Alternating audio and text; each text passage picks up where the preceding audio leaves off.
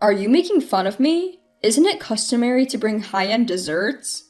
My business partner scoffed at me for bringing my wife's homemade pudding as a gift. There's no way we can serve this shabby-looking pudding to the president, he said, then he snatched the bag of pudding from my hand and threw it into the trash can.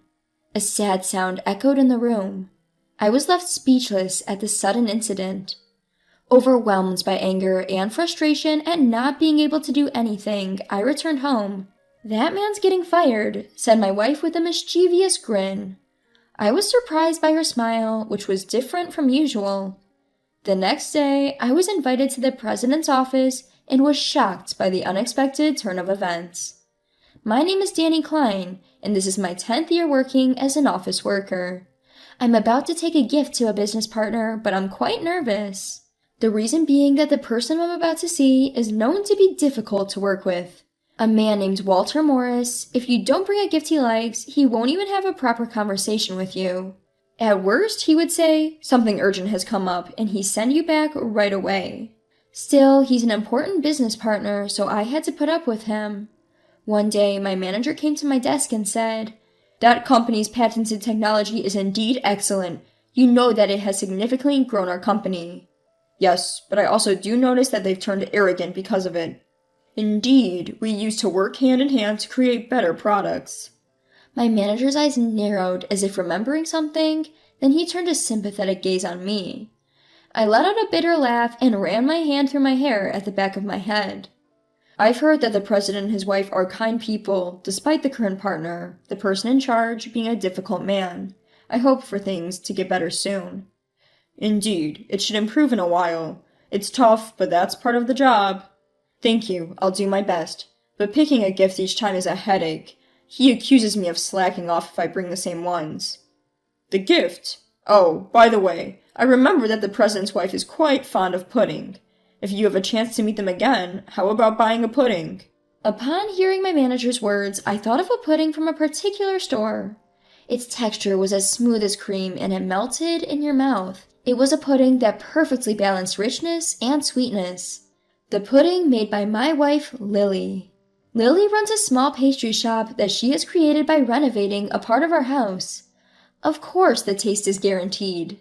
It's a popular product that's loved by everyone in the neighborhood, from kids to seniors, often selling out by mid-afternoon. I wrapped up a conversation with my boss and decided to rush home after work. At home, Lily, who had finished her work, had started preparing dinner in the kitchen. As I approached Lily, I could smell a faint sweetness. Humming a tune and greeting me with, "Welcome home," I immediately told Lily about the conversation I had earlier. "The boss's wife seems to be a big fan of pudding. I'd like to take some as a gift. Could you make some?" "Do you think my pudding would be good enough?" Lily said this, but I could see she was smiling with delight, which relieved me. Even though Lily is great at making puddings, preparing it as a gift for the wife of my business partner is probably nerve-wracking. But Lily willingly said okay. As soon as she finished making dinner, she started prepping for the pudding without having her dinner, saying she needed to prepare for tomorrow. "Thank you, Lily. I'm sorry." "No problem. I want many people to taste my pudding." Saying so, Lily busily started the prep, moving back and forth between the kitchen and the shop. Seeing her like this, I couldn't just stand there doing nothing. I decided to help Lily with the prep by following her instructions. That day, we ended up going to bed later than usual. Looking forward to seeing the boss and his wife's reaction tomorrow, I immediately fell asleep. The next morning when I woke up, Lily was already awake and popped her head out from the shop wearing a white apron. "It's ready!" On the tray in Lily's hand were several puddings cutely wrapped. "Thank you, Lily." I didn't know what time she woke up to do all this, but I could feel the effort Lily put into it, and I thanked her multiple times. Lily, seeming a bit shy, laughed and said, "It didn't take that long because you helped me." As I recalled the morning's events, a smile spread across my face. I carefully placed the puddings, wrapped in white paper bags with blue ribbons, on the passenger seat and let out a sigh. With renewed determination, I started up the company car. There shouldn't be any problem if it's Lily's pudding. It will definitely go well. That's what I believed. Until I heard a voice trampling on my feelings. "What is this?" As always, I mentioned Walter's name to the smiling receptionist at the client's entrance and was told to wait a bit. I gently sat on the chair in the entrance, checking to make sure the pudding in the bag wasn't overturned. While waiting, I saw Walter, who had just a hint of a smile, coming from the elevator right next to the entrance. And when he peered at what was in my hands, the first thing he said was, "What is this?" in a dubious tone. I involuntarily flinched. Nonetheless, I replied, trying to appear unfazed. "It's just a little something. It's pudding. My wife, who runs a pastry shop, made it." However, my words were cut off by Walter's scoff. "Pudding? Are you making fun of me? Isn't it customary to bring high-end desserts?" His words were dripping with scorn. His eyes were narrowed and the corner of his mouth was slightly raised as if to mock. At first, I didn't understand what he was saying, but as I slowly realized, I noticed that my fists were trembling in rage. My partner was a client with whom we'd been working amicably so far. I couldn't afford to ruin that relationship here, so I swallowed my feelings and started to speak. "Although not high-end, my wife has been making puddings that are pretty popular." "No way! I can't possibly eat a pudding made by an amateur." Walter roughly snatched the bag of pudding from my hand. "What are you doing?" I was so surprised that I snapped at him. My anxious voice and Walter's dry laugh echoed throughout the entrance. The receptionist who had attended to me earlier and some employees who just happened to pass by were looking at us suspiciously. "I'm bothered by being presented with such trashy stuff." Walter lifted the bag to his face and narrowed his eyes as if examining it. While I felt my blood rising to my head, I struggled to maintain my composure. "But I heard it's the CEO's wife's favorite." "Even so, would you bring something made by an amateur?" "My wife is certainly not an amateur." "Even so, you must understand that I can't serve such an unsightly pudding to the president." With that, Walter let go of the bag he was holding over the trash can placed next to the chair. It all happened in an instant. My body couldn't react in time, and I could only stand there in silence. The bag with the pudding inside fell into the trash can, making a sorrowful sound. A small scream came from the receptionist's direction. "I'll dispose it for you today. Just be careful next time," he said, his voice laced with what sounded like utter annoyance. All I could do was stare at the discarded pudding and utter an almost inaudible, I'm sorry." Walter nodded silently, whether satisfied by my reaction, I wasn't sure. "I had some urgent matters come up. I hate to ask, but can you leave?" Without waiting for my reply, he turned on his heel and walked towards the elevator. Throughout all this, I remained frozen, unable to take my eyes off the discarded pudding. I don't know how much time passed, but before I knew it, I was back in my car that my company had provided. Remembering how hard Lily had worked to make the pudding made my heart ache, and an uncontrollable anger welled up within me. Above all, I was frustrated with myself for not being able to say or do anything because he was a business partner. I couldn't get any work done that day as I pondered what to tell Lily. "Did they enjoy the pudding?" Lily asked, smiling as I returned home. She was leisurely sipping tea on the couch.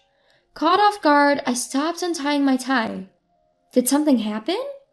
Lily asked, leaning in with a worried look on her face. Unable to keep quiet, I finally confessed to Lily what had happened earlier in the day. "I'm sorry, the pudding you made with so much effort. He threw it away right in front of me." Lily looked surprised at my confession, but she immediately squeezed my hand gently. "It's not your fault. Maybe there was something wrong with the pudding." But I knew that wasn't the case. After all, Walter had thrown it into the trash without even looking inside the bag. Even if it hadn't been pudding, if it wasn't what Walter called a fine pastry, it probably would have ended up in the trash. And besides, Lily stops me as I attempt to apologize once again. Then she seems to ponder a bit, and with a cheeky grin she says, "That man's getting fired." "Fired?" "I'm just kidding. Though it might not have been perfect, it's a shame to hear that the pudding I put so much effort into making was thrown away." Lily chuckles softly. Her reaction's fair, having her pudding thrown away like that after she put so much work in. Of course she would want to make remarks about my rude client, even though it's unlike her. But it could very well happen, you know. Her enigmatic words added at the end left me somewhat baffled, but that was the end of the conversation. Lily urged me to wash up early that night, so I bathed in confusion and went to bed earlier than usual. The next day, with yesterday's incident still weighing on me, I left for work with a heavy heart. Upon returning to the office the day before, my boss had instructed, "I know it's not ideal, but tomorrow you need to buy a cake from the high-end Western confectionery store in front of the station." I recalled his words before leaving home and brought a cake from the pastry shop in front of the station on my way to work. I placed the box from the high-end Western pastry shop on the passenger seat and let out a sigh deeper than yesterday's. Yesterday evening, I had informed Walter that I will visit again tomorrow with a token of apology. Perhaps due to the incident, Walter responded in an overly arrogant tone. "All right, I'm counting on you this time," and hung up the call. I should get going now. In the driver's seat of my company's car, I somehow motivated myself and headed towards the client's office. As I walked through the automatic doors of the entrance, a receptionist who recognized me hurried over. "You're Mr. Klein from Company XX, correct?" "Yes, that's right, but—" "Please come this way." I followed the receptionist's lead and stepped into the elevator. Before I knew what was going on, the elevator had reached its destination floor. The room I was led to was the president's office. The receptionist knocked on the door a few times and, opening the large door, simply said, "Please come in." I entered the room without understanding the situation. Inside the president's office were the president of the client company, his wife, and Walter looking pale. I had thought that he would act haughty again today due to yesterday's incident, but I was mistaken. "Nice to meet you. I'm Danny Klein from Company XX. Thank you for having me here today." With a question mark hovering over my head, I greeted the president of the company we were dealing with, Mr. Peterson. "You must be Danny. Nice to meet you. I'm Mr. Peterson. This is my wife, Anne." "Nice to meet you." Cutting the greeting short, Mr. Peterson and his wife exchanged glances, called out my name Danny, and bowed deeply. "We are truly sorry for what happened. We apologize." "I beg your pardon?" I asked, surprised by the sudden change in the president's tone. Next to the president, his wife was also bowing with a speechless expression. I hurriedly told them to please lift your heads, but they wouldn't. Next thing I know, Walter, standing diagonally behind them, was also bowing. "We are terribly sorry." The usual arrogant Walter was nowhere to be found. Instead, I saw him apologizing with careful words for the first time. Caught off guard, I was at a loss for words. "Actually, yesterday, my wife noticed something in the lobby trash can while cleaning," he continued. His wife nodded in agreement. I thought I saw a hint of anger in her eyes. "When she asked around, she was told that the pudding you brought earlier in the day had been rudely thrown away by him. We hurriedly called him to confirm, and at first he denied it, but later grudgingly admitted it." A cold glance from Mr. Peterson was directed at Walter. Upon noticing the gaze, Walter bit his lip and turned away. "I did not know that Mrs. Peterson liked pudding. I assumed it was a lie from Danny, and I threw it away without thinking twice. I am sorry." His voice was quieter than I had ever heard before.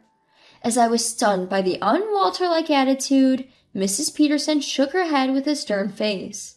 "That's not why I'm angry." Mrs. Peterson, who had been silent until now, muttered in an anger-laced voice as if to correct him. "Danny, I have also known about the pudding from Lily's store for a while. I also knew it was so popular that it always sold out. Despite being so busy, you had prepared the pudding for me." Unable to endure Mrs. Peterson's gaze, Walter whimpered. "My wife can't forgive you for trampling on the goodwill of the makers, you, Danny, and Lily. I can't believe an employee of a manufacturing company doesn't understand the value of the thoughts poured into a product." I was shocked. Not just because Mrs. Peterson knew about Lily's store, but because she understood the feelings of a craftsman in the manufacturing process. Walter, who had turned from pale to white, began to say, "I'm sorry," but Mr. Peterson immediately pointed out, "Face the person you're apologizing to," and made him lift his pale face. "I sincerely apologize for carelessly discarding the handmade gift from your wife yesterday without thinking twice." Walter, who berated and threw away my wife's pudding yesterday, was now apologizing to me, facing me straight and repeatedly bowing his head. In that moment, I felt something clearing up within me. After coming home, I saw Lily drinking tea on the sofa, just like yesterday. Without even greeting her, "I'm back," I began to talk about today's events. Lily, without interrupting me, listened till the end, then smiled and said, "That's what I thought." "That's what I thought? You knew this would happen?" Her attitude since yesterday suggested she had expected all of this. Lily stood up and brought a cup of tea for me from the kitchen. As she handed it to me, she began to speak. "Actually, yesterday evening, a pale-looking man in a suit came to buy our pudding, but it was already sold out. But he told me that the wife of his company's CEO is a big fan of our pudding, so—" "Could it be?" The president's wife that he was referring to must be Ann Peterson. Lily nodded affirmatively, her face beaming with joy. "It feels so good to know there are people who understand and appreciate the thoughts of us producers. It makes me want to make even better things for such people." Lily, still smiling, took a sip of her tea. Seeing her genuinely happy, I felt like I truly understood the words of Mr. and Mrs. Peterson. At the same time, I felt remorse. Did I truly understand and value the thoughts of the producers like Lily does while I did my job? I was angry at Walter's arrogance, but was it not because I felt like we were doing him a favor by selling our products? Maybe I was also the one getting carried away. Like Lily, shouldn't I perform work that will deliver the thoughts of creators to consumers? I can't really call out Walter for his arrogance anymore. While I was contemplating all this, Lily noticed something and gently placed her hand on my shoulder. "From now on, perhaps you'll consider both the creators and the users' perspectives." At Lily's words, I felt a bit embarrassed, but more than that, I felt ready to face my job with a renewed perspective. After this chain of events, Walter's attitude changed dramatically. He was no longer cocky and didn't demand gifts anymore. We now share our opinions openly in a good way, improving our relationship. Just like Lily, I also want to continue delivering the creator's thoughts to users through my work.